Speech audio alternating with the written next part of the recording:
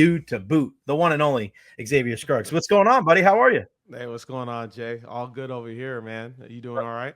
Yeah, I mean, how's it feel to be back home, man? You traveling son of a gun. Feels good, man. Anytime you're on the road for a little bit and you get to come back home, sleep in your own bed, it's a good feeling. And the kids are off for the summer, so getting to hang out Oh, with them, so it's a lot of fun, man. yeah, no doubt. I had Denard on yesterday. He sends his love. Man, just unbelievable. We were watching the game. I was up actually in South Carolina coaching. I'm back on the sidelines again, coaching ball. I was up at Clemson on Wednesday, which was really cool. And then up in South Carolina for a tournament. And we were watching the East-West game and just seeing the celebration of the game. And I mean, how great was that to be able to just see just so many of the African-American players that have been and paved the way, and just there was everybody was smiling. It was the best part. It was like nobody. It was just such a great celebration of the game. No, it really was. The East-West Classic played at Rickwood Field. One of the oldest Negro League stadiums that they revived last year for the Mhm. Giants and Cardinals to play at. And you get a whole bunch of former players that got to get together and play there on Juneteenth last week, and it was special for me. The likes of Andrew Jones, CC Sabathia, Jerry Hairston, Edwin Jackson, who was my teammate for a little bit, Scott Kazmir, Nick Swisher, so many guys that were a part of it. It was really special. And it just reminded me that like guys got to get together more often like that. And, good thing there was no injuries. Everybody left healthy, but it was a lot of fun to be with the guys and a really special day to celebrate Juneteenth. And, a lot of the former black players that have helped pave the way.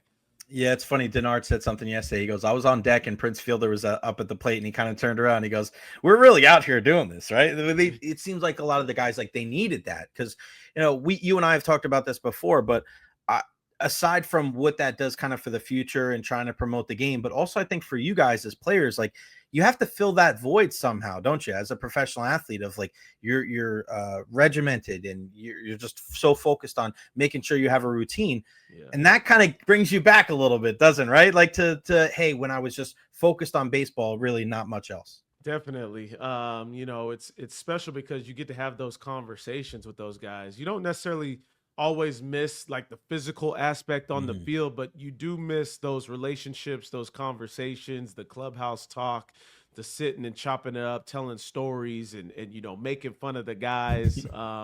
That's the stuff that you don't get to feel as much. And then that competitiveness when you get out there on the field. So that was a lot of fun for me and a bunch of the guys there. And the fun doesn't stop there. You go to Fanatics. I mean, what was I mean, that must have been a zoo to go there. What was your favorite part of that? I mean, how could even just to be even if you're working, you're a fly on the wall, like everybody who's Yeah. who is there. What was that like? No, it was nuts. Like you never really find places where you get so many personalities, whether it be athletes, whether it be broadcasters, media, actors, so many different types of people, artists, music artists, all that stuff, man. It was special to be able to rub elbows with a lot of different people. Obviously, a huge networking type of event as well. MLB had an amazing activation where they had to where you can pitch on the mound, and try to collect a certain amount of points. You could, hit in the cage. There was hit tracks. There was to where you could see all the bats and how special some of these bats are being made now. Mhm. You had players coming through there, and it was really special to see. And also, Boardroom did a collaboration with MLB, which is really cool because, to see the culture and how Right. everything's kind of evolved to where baseball can be recognized almost the same way basketball and football are now, to where personalities can be expressed is really, really cool. Yeah, we need that, and we always talk about how to grow the game. When you look at what the both of the events that you went to, that's got to be a step in the right direction, right? As far as growing the game, because you and this is a game that you and I love, um, and I still think there's work that needs to be done. Where else do you think there are those kind of gaps to where it could be more appealing, I guess, to a broader audience rather than Yeah. and you. what do you need to? I didn't think the games are going too slow. Yeah, pitch clock is great now, but I was never a guy like, man, these games are really long. Like that's just what it was. I enjoyed that. Hey, man, if you're down 9-0 in the fifth, you got a chance to come back and win. You're not coming back. The Lightning ain't coming back from a 9-0 deficit in a game, Right, you know? right. So Yeah. what are some of the other things that you've seen maybe in the last year or two, or just anything that comes to mind that can make it maybe more appealing to a broader audience? Yeah, the biggest thing to me is, and I think we're starting to see it, is some of the brands, collaborating with young creators to help, make it seem cool, right? Right. Like Yeah. it's the Franklin batting gloves of the world collaborating with young creators, whether that's via YouTube, podcast, TikTok, all that stuff, man. It's like those are staples that will never leave, like the Right. Rawlings of the world, right? Mhm. The Eastons of the world, the Wilsons of the world, those big brands that have been with baseball basically from the jump, and the new brands coming in. Example of that is like Bruce Bolt, and what you're seeing with Mhm. some of the young ones coming in. Those are the types of collaborations that will continue to make the game seem sexy, will make it seem Right. cool, will make it seem vibrant, fun. That's what NBA and NFL does so well. They collaborate with brands and make it seem like this is the thing to do. I think Mhm. that's the huge part of it, is the brands, and they're starting to take those steps forward to recognize that. Yeah, I'm with you. And I think we're investing in some of these young players, the Acuñas of the world and the Ellies of the world and guys like that, and just seeing what they do. And it's Yeah, funny you bring up Franklin. Were you a Franklin batting glove guy? I Yeah. was, yeah. I wore Franklin batting gloves my whole life because it's so pristine. Just a Franklin on the front. It's so, and then a multitude of colors. And listen, I always told kids, if you knew, you know, when Wilson A2000 comes out, like if you say Wilson A2000 to a baseball guy, you're like, oh, that glove is probably fire. I remember Brandon Phillips had some badass gloves back in the day. I remember Yeah. Roberto Alomar had some badass gloves back in the day. Lindor's another guy. Like, I Mhm. think there's a fashion side of it too, right? Like, I always thought Absolutely. about that for myself because when I was playing, I had a wristband in red, I had a wristband in blue, another one in red, another one in blue. I had, red and blue, red, white, and blue. Like, that was my thing. Like, you Mhm. dress good, you play good. You dress good, you feel good, you feel good, you play good. I mean, you didn't want to be all show and no go though, because if you're a Right. guy that dresses like that and you go 0 for 4 with 4 ponchas, bro, people are gonna say, just take all that stuff off, buddy. You're not good enough. How cool is it to see a guy like Jack Caglione make his debut and go with the Royals? I mean, this is a guy that obviously we keep a close eye on here, being from Tampa, playing high school, Florida Gator. But to be able to see a kind of young guy like that come up with some hits, couple of home runs, I mean, that's another guy I think we should all be looking at. And you combine him with Bobby Witt Jr., like Kansas City, even though they did lose last night, they got to be one of those young teams, I think, that you look at and say, hey, we should really be paying a lot of attention to, because I think as the years go on, they're going to get even better and better. Absolutely, man. I think, personally, knowing Jack and seeing the strides that he's made as a player is really special. Got to cover him even while he was at University of Florida. The power, unreal. That type of power only comes out once in a generation, right? Mhm. A couple times a generation. So to see some of the strides that he's made, even at the big league level, the first, week wasn't great necessarily, Right. especially at home in Kansas City, but making some adjustments in Texas, then hitting those 2 home runs there. That's what comes along with it, ups and Mhm. downs. But the one thing about Jack is he's got a great head on his shoulders. Amazing parents. He understands his priorities, knows that he has something special as far as the platform that he carries. He's going to be just fine, man. I excited for him. Bobby Witt Jr., obviously, that Kansas City team that you're talking about, that the Rays got done hitting off of yesterday. It's going to be special. Anytime you talk about young talent that can impact the game, not only their team, but impact the game, it's going to go pretty far, and a lot of success is on the way. And of course, Salvi's still there. I feel like I made this joke the other day. I feel like Salvi Perez played with George Brett. He's been there that long. I I mean, know, he's right? just such a beast, man. Such a beast. Let's talk about our Rays here in the Tampa Bay area. I mean, my Yeah. goodness, they're only 1 game behind the New York Yankees now in the AL East. That would have been crazy to think just probably 6 weeks ago.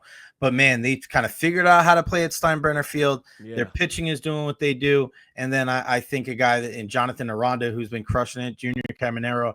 I mean, from your perspective, what's been the things that have stood out to you the most about this team that is really the hottest in baseball? Well, I think the first thing that you mentioned is, learning how to play at Steinbrenner. That was a circumstance that could have been used as an excuse to struggle this year, right? And we've seen them take advantage of it. And when I mean take advantage, we've seen guys know how to hit at that park specifically, guys being able to take advantage of right center, balls flying out to right field. It's been cool to watch guys go about their business. And even so, guys that started off struggling, like a Yandy Diaz, starting to like pick it up, getting it going. It's just the length of the season can beat you up. But the guys that, notoriously have found success, a Brandon Lau, same thing goes for him, having those ups and downs, but also understanding he's going to get his numbers. A Josh Lowe, he's going to get his numbers. But you got to love the young Junior Camineros, the Arandas, right? Aranda's going to be an all-star. Like, there is no doubt that this dude deserves a spot. Do you think that's going to happen? Because like, that's the thing is, like, I think here locally, we look at his stats. I mean, look at what he's able to do. I got the stats right. He's been 332, and I think he's still sometimes flying under the radar. You look at Paulie Goldschmidt, and we know Paul, right? Like, he's an incredible player, doing a really good job in his first year with the Yankees. And I still think there's trepidation X here, whether people know enough about Jonathan Aranda that he's going to make the All-Star team. Do you think he's done enough? Yeah, I do. I think the recognition is there within the industry. Obviously, Tampa may not get like 4 or 5 guys. So if it came down to them getting one representative, I would believe that it would be him. That's great. But to your point, it's just he's got to keep going, right? And it goes for all the rest of these guys. I think what we knew is that the rotation would be okay, right? And I feel like they've given them a chance every single night to be able to win a ball game. But now the offense has exploded, and it's a different guy every single night, right? Danny Jensen last night, a guy, the OPS under 700, steps up early in the game. Like, it's just somebody different. And I love seeing kind of the camaraderie within this team too, to be able to play at home. Now they're going to be on the road for quite a while. Now it's road time. Road I was warriors. talking about sleeping in my own bed earlier. They're not going to be doing that. They're going to be on the road. They're going to be figuring out where to eat and doing this and that. So they will be tested right here. But I think the advantage is that they've gone through a tough thing already and having to play in a park that it was not their home. Yeah, no doubt. Yandy Diaz, we just brought it up. In his last 15 games, 29 for 64, 4 dingers, 10 RBIs, 453 average, and his on base is 507. You're getting on base over 500% of the time, 500% of the 50% of the time in his last 15 games. I was getting on him a little bit because I said, dude, second year in a row, slow start. Now his average is back up to 289. Right. I think it's insane.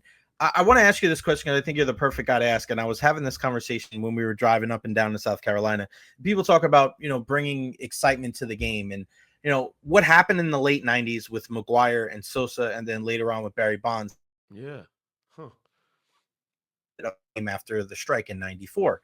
But I think you look at the game now, especially looking at college, I don't think the excitement just comes from home runs. And I think it's, if you play a little bit small ball and the guys, and there's action. I want action on the base pass, bunts, speed. Look no further than a guy that the Rays just called back up in Chandler Simpson. I think he is the perfect example of a guy that, I mean, you're not going to look at his swing and say, hey, look, compare that to Ken Griffey, right? Or, you know what I mean? It's just, it's not the way but that's the great thing about baseball. You could be 5'5" or 6'5", and you could still be a Hall of Famer. Do you think Chandler Simpson is that type of guy? Do you think, what is your thoughts on playing a little bit more small ball and having this game be so more about action rather than the 3 true outcomes where it's like, oh, if you don't hit a home run, oh, it's okay if you strike out? Because I think, to me, that works in a negative way where there's a lot of non-action pitches in the game. I think it hurts it. Yeah, I think, to your point, I think we're starting to get back to more of that athleticism. Good. Guys being able to take the extra base, guys obviously stealing more bases, the defensive aspect of the game, because we can quantify how much ground is being covered by certain guys. Like, that importance is there. And everybody wants the long ball. There's no doubt about that, right? Well, you say chicks dig the long ball, that ain't going away. But I think what we do realize too is that there's an element of the game in which when you can put pressure on the opposing defense, you find yourself with more opportunities to hit the long ball, right? Like someone like Chandler Simpson coming back into the fold after, working on his defense, they said, right? I think now you see someone that puts pressure on the defense that gives the next guy an opportunity, whether it be Brandon Lau, whether it be, Yandy Diaz, whoever it may be, Aranda. You extend the inning, okay, there's another opportunity for the big boys to come up and do some damage. So I think it really goes both ways, right? If you're going to have swing and miss guys, you better have some contact guys that can get on base and force the issue as well. And to your point, the product gets better. And I think that's why Tampa's product has always been on par, because they found the blend of those types of players. Who is the player or the team that has surprised you, whether it's a good or in a good way or a bad way so far this season? Yeah, I think you asked me this the last time I was on, and I can't remember who I said, maybe the Giants or someone like that. But I think right now I'm looking at the Cardinals are a team in the National League. If we could go to the other league for a minute, that now beaten up on the Cubs a couple of times. They're a team that we didn't expect to do anything because they were doing a reset. That's what we heard all offseason. But now they're forcing an issue. They have an opportunity to make the postseason via wild card. It may be tough to win the division, but I think we should start taking that team a little bit seriously. On the contrary, in the American League, the Texas Rangers have surprised me in a negative way. What's up with those guys, man? What's up with those guys? It's weird because we was giving them so much love for how offensive they were going to be, and we haven't seen the offense. And I think when your best player has struggled, and a Corey Seager, that does a lot, right? A Marcus Semien has not done what we've seen him do typically. Adolis Garcia, who trains here in Tampa as well, hasn't quite gotten to the start that we've expected. It's been tough watching their offense. And once again, we've seen Houston just quietly go about their business and at the top of that division. All right, before I let you go, who is the one guy that owned you when you were in the batter's box, and who was the one guy that you owned? Max Scherzer owned me. That's not something to be ashamed of. Yeah, no, I'm not ashamed of that at all. I mean, he's gonna be a Hall of Famer, 3-time Cy Young. Three-time Cy Young, 2 different color eyes, 17 pitches. What a beast. Man. You know who I got was Jake Arrieta. And this is not, and remember, he Cy Young winner himself. So he actually went to TCU, Texas Christian University. I went to UNLV. We played each other in college, owned him in college, and then I think minor leagues maybe got on him a little bit. Then in the major leagues, played against each other, St. Louis and the Cubs, got him too. So, that was one of those guys I saw really well when everybody else was really struggling against. So that was one of the guys, man. It was, but it's fun remembering those types of at-bats and those types of moments, because you're competing against each other, going back and you know what he's done against you.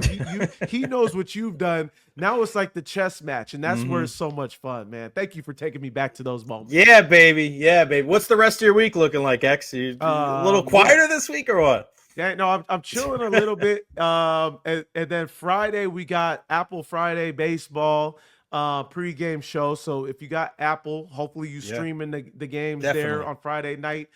And then, man, I'm hitting the beach for a minute. I'm gonna go to Sarasota, Siesta Key.